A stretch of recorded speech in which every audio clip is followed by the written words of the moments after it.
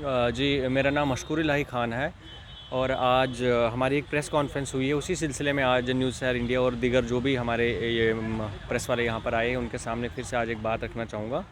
कि जो आज मॉर्निंग में प्रेस कॉन्फ्रेंस हुई है, उसी से रिलेटेड कंटिन्यूएशन है। आपको याद होगा कि जब सत्यपाल मलिक जी यहाँ पर गवर्नर हुआ करते थे, तो उस दौरान सैक जो हमारे पास स्टेट एडमिनिस्ट्रेटिव काउंसिल था, उन्होंने एक डिसीजन लिया था जिसमें रहबर तालीम के जितने भी टीचर्स थे उनको रेगुलराइज़ करने की बात हुई थी। और रेगुलराइजेशन की जो बात हुई थी उसमें उन्होंने जितने भी जनरल लाइन के टीचर है, जो भी पोस्ट वगैरह वैकेंट थी, उन्होंने उस कोटे में उनको जो है 100% जो है वो रेगुलराइज़ कर दिया, जिसकी वजह से जितनी भी टीचर्स की जनरल लाइन टीचर्स की कमिंग ईयर्स में पोस्ट आने वाली थी, वो स्टेगनेशन हो गया उन सब पोस्ट के ऊपर। वो सब जो है वो हाल्ट पे आ गई सारी पोस्ट हमारी, जिसकी वजह से जितना भी पढ़ा लिखा बच्चा अभी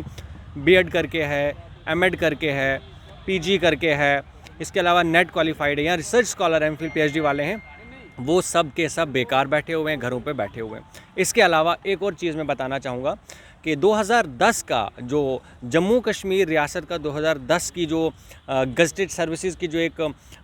रूल्स एंड गाइडलाइंस है, उसके हिसाब से जब भी 10+2 की रिक्रूटमेंट होती है लेक्चरर्स की, उसमें हमारे पास ये रहता था कि जितनी भी पोस्ट रिक्वायरमेंट है उसमें 50% डिपार्टमेंटल प्रमोशंस होती थी और 50% की जो पोस्ट थी वो हमारे पास जम्मू कश्मीर जो पब्लिक सर्विस कमीशन है वो एडवर्टाइज़ करते थे। लेकिन वही सैक का जो डिसीजन 2018 का आया है, उसके हिसाब से इन्होंने डिपार्टमेंटल प्रमोशंस को 100% कर दिया है, जो कि क्लियर कट वायोलेशन है उस 2010 के उस ऑर्डर की, 2010 के उस वो जो रूल्स एंड रेगुलेशन है उनकी क्लियर कट वायोलेशन है।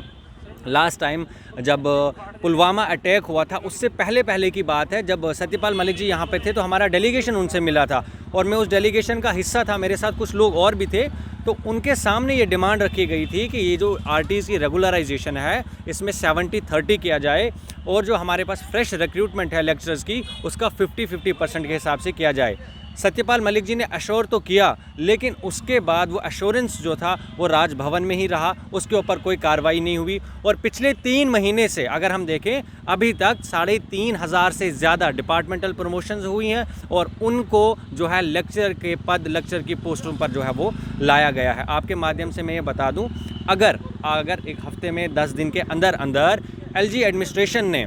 इन चीज़ों के ऊपर हमें कोई रिस्पांस नहीं दिया, चाहे वो 10+2 की रिक्रूटमेंट है या जनरल लाइन टीचर की जो पोस्ट हैं उनके ऊपर हमें कोई रिस्पांस नहीं दिया, तो पूरे जम्मू कश्मीर के अंदर युवा सड़कों पर उतरेगा। और वो दिन दूर नहीं जब यहाँ का युवा काले झंडे उठाकर एडमिनिस्ट्रेशन के खिलाफ सड़कों पर उतरेगा और वो बहुत बुरा दिन होगा यहाँ पर। और एक बात मैं और यहाँ पर आपके नोटिस में लाना चाहूँगा, जब यहाँ पर सत्यपाल मलिक जी के जो एडवाइज़र रहे, चाहे वो खुर्शीद साहब हों, चाहे कि विजय सर हैं, वहाँ जब हम उनके पास ये डिमांड लेके गए थे, जो ऑर्डर एक आया था 50%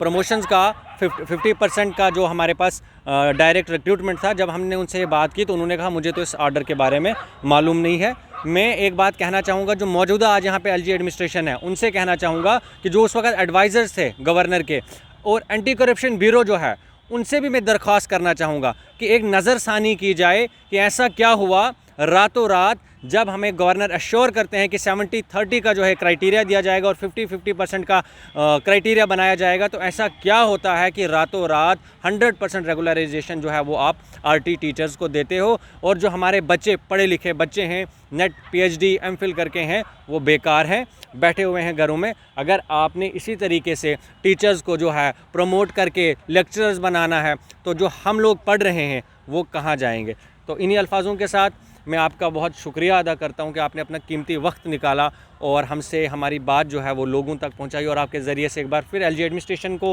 हम दरख्वास्त करते हैं कि इन ऑर्डर को जो है फौरी तौर पर इनके ऊपर कोई फ़ैसला लिया जाए, ताकि आने वाले वक्तों में यूथ जम्मू कश्मीर का जो है वो इन ड्रैकोनियन पॉलिसीज़ के तहत सफ़र ना करे। Thank you.